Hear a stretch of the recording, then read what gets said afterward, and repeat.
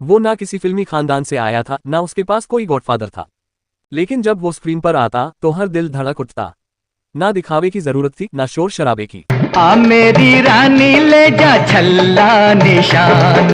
उसकी सादगी ही उसकी सबसे बड़ी ताकत थी। ये कहानी है उस चेहरे की जिसकी आंखों में सच्चाई थी, लफ्जों में नरमी थी और किरदारों में जिंदगी। ये कहानी है एक साधारण से इंसान की जो बन गया करोड़ों का चहेता। Silver jubilee Kumar, Rajendra Kumar. एक ऐसा सफर जो लाहौर की गलियों से शुरू होकर बॉम्बे के स्टूडियोज तक पहुंचा। मौसम भीगा भीगा है, हवा भी ज्यादा ज्यादा है, क्यों न मचलेगा। जहां दर्द था, विस्थापन था, संघर्ष था, लेकिन था एक सपना बिना देखे भी देखा हुआ। और यही सपना बना उसकी ताकत। उसने दुनिया को दिखाया कि मेहनत, सच्चाई और इंसानियत से भी सुपरस्टार बना जा सकता है। ये सिर्फ एक अभिनेता की कहानी नहीं है, ये एक दौर की दास्तान है। जहां दोस्ती का मतलब मनोज कुमार जैसा यार था, जहां मोहब्बत का मतलब सायरा बानो जैसी खामोशी थी, और जहां परिवार का मतलब था दिल से निभाया गया हर रिश्ता। चलो कमल बेटा, किसी के रंग में भंग डालना अच्छी बात नहीं। तो चलिए पर्दे के पीछे की उस कहानी में झांकते हैं, जहां एक आम लड़का राजेंद्र कुमार अपने जमाने का सबसे खास सितारा बन गया।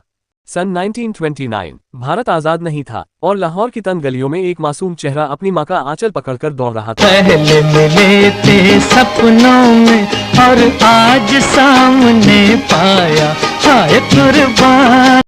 ये था राजेंद्र कुमार तुली। एक अच्छे खाते पीते पंजाबी परिवार में जन्मे, पिता सरकारी नौकरी में थे और परिवार में सब पढ़े लिखे। लेकिन राजेंद्र का मन किताबों में कम और कहानियों में ज्यादा लगता था। उन्हें स्कूल के नाटकों में भाग लेना अच्छा लगता, कभी राम बना कभी भरत।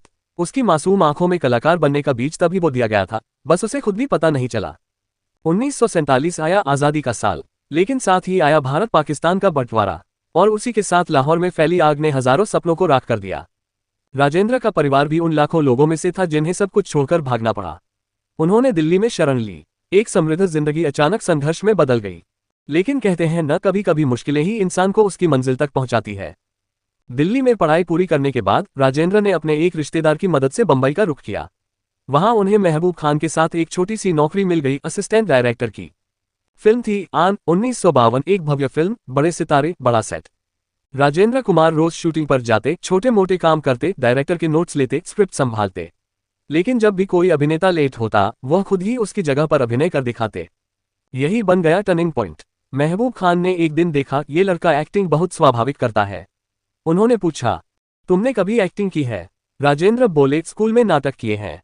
महबूब खान मुस्कुराए और बोले, तुम एक दिन बहुत बड़े अभिनेता बनोगे। ये सिर्फ एक भविष्यवाणी नहीं थी, ये इतिहास बनने जा रहा था। 1955 में उन्हें पहली बार लीड रोल मिला, फिल्म थी वचन। फिल्म ज्यादा बड़ी नहीं थी, लेकिन लोगों को उस भोले भाले हीरो में एक अलग सी ईमानदारी दिखी। राजेंद्र कुमार का अभिनय सीधे दिल में उतर गया। इसके बाद फिल्मों की झड़ी लग गई। गूंज उठी शहनाई, धूल का फूल, मेरे महबूब, संगम, आरजू, सूरज, जिंदगी, झुक गया आसमान, हर फिल्म हिट, हर किरदार यादगार। राजेंद्र कुमार की खासियत थी उनकी आंखों में सच्चाई, चेहरे पर मासूमियत और दिल में गहराई। उनकी अधिकतर फिल्में 25 हफ्ते से ज्यादा चलती थीं, और यहीं से उन्हें नया नाम मिला, सिल्वर जुबली कुमार। राजेंद्र कुमार ने अपने संघर्षों को अपनी ताकत बनाया। लाहौर से निकला वो मासूम बच्चा जिसने अपना सब कुछ खो दिया था, अब करोड़ों दिलों पर राज कर रहा था। जब राजेंद्र कुमार हर पोस्टर पर छाए हुए थे, जब उनकी हर फिल्म सिल्वर जुबली का जश्न मना रही थी। पर्दे पर वो रोमांटिक हीरो थे, लेकिन असल जिंदगी में वो एक आदर्श पति, एक संजीदा पिता और एक वफादार दोस्त थे। 1950 के दशक के आखिर में एक नाजुक, दिल को छू लेने वाली प्रेम कहानी शुरू हुई, सायरा बानो और राजेंद्र कुमार के बीच। सायरा बानो उस समय बहुत यंग थी और राजेंद्र कुमार पहले ही एक स्थापित अभिनेता बन चुके थे। दोनों के बीच नजदीकियां बढ़ी और खबरें आने लगी कि ये रिश्ता शादी तक भी जा सकता है। कौन है जो सपनों में आया, कौन है जो दिल में समाया।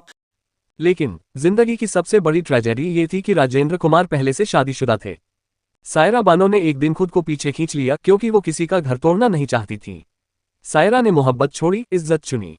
बाद में उन्होंने दिलीप कुमार से शादी कर ली। राजेंद्र कुमार की पत्नी थी श्रीमती शुक्ला कुमार, एक बहुत ही शांत, समझदार और पारंपरिक महिला। उनकी शादी एक अरेंज मैरिज थी, लेकिन रिश्ता था बेहद मजबूत।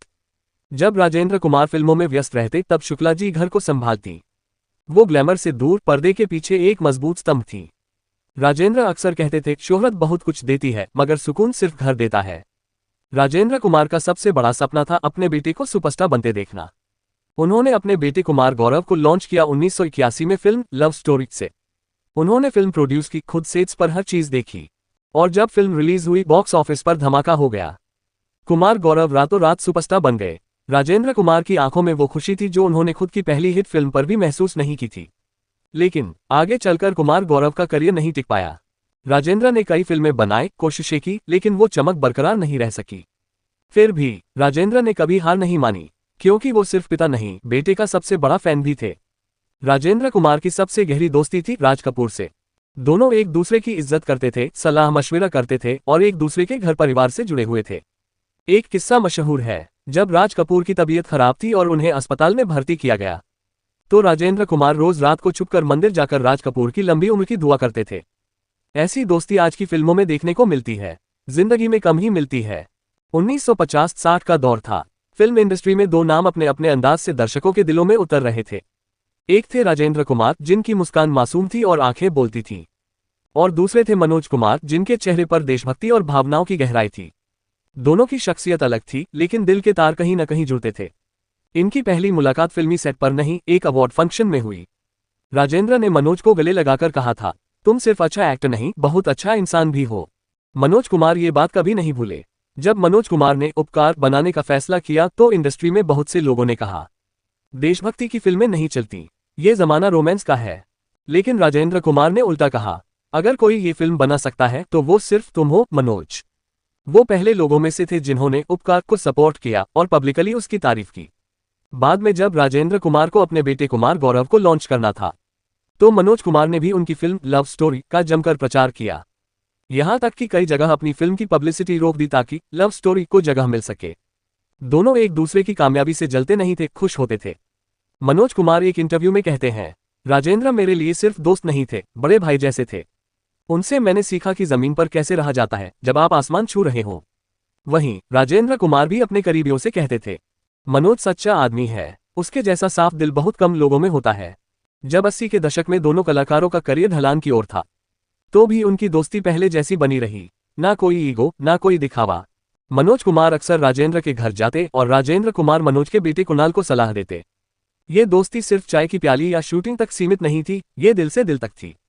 1999 में जब राजेंद्र कुमार इस दुनिया से रुखसत हुए, तो मनोज कुमार बहुत टूट गए थे। उन्होंने प्रेस से कहा था, मैंने सिर्फ एक दोस्त नहीं, एक दर्पण खो दिया है, जो हमेशा मुझे मेरी सच्चाई दिखाता था। 1990 के दशक में राजेंद्र कुमार को कैंसर हो गया। उन्होंने चुपचाप इलाज करवाया, बिना किसी को खबर दिए। उनका स्वभाव था दूसरों को तकलीफ न देना। 1999 में 12 जुलाई को राजेंद्र कुमार इस दुनिया को अलविदा कह गए, पर जाते जाते वो लाखों दिलों में हमेशा के लिए बस गए। राजेंद्र कुमार सिर्फ एक अभिनेता नहीं थे, वो एक प्यार करने वाले पति, एक संघर्षशील पिता, एक वफादार दोस्त और एक बहुत अच्छे इंसान थे।